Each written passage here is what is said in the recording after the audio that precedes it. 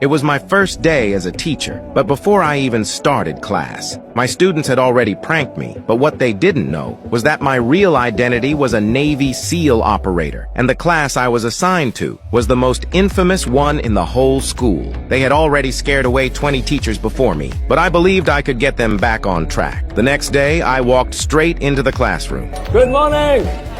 This time, the students seemed a bit calmer, but during class, they still ignored me completely. Some were eating, some were sleeping, and some were even playing video games. I introduced myself first, but no one cared. They thought I was just as weak as the teachers before me, but what they didn't know was that I had prepared a surprise for them. I picked up a rubber band and a piece of chalk from the desk.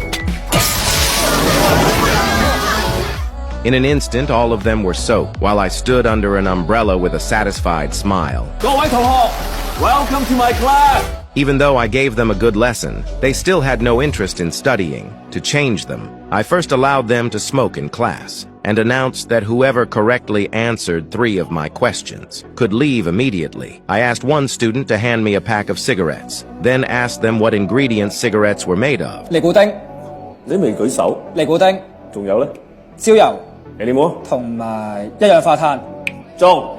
Tony answered all the questions correctly and walked out under the jealous eyes of everyone else. Everyone got excited. They all wanted to be the next one to leave. But that scene was noticed by the principal in the distance, and he clearly wasn't happy about it. But I didn't care at all. I kept teaching with my open and free methods, and continued explaining the components and dangers of tobacco. Gradually, the students began to enjoy my class. The next day, the student who loved smoking suddenly disappeared. I learned he had been working for a gang, so I went to get my student back. But they were extremely violent fighters, and when they saw I wasn't tall, they told me to get out. But when I heard my student crying for help inside and saw how terrified he was, I didn't hesitate for a second.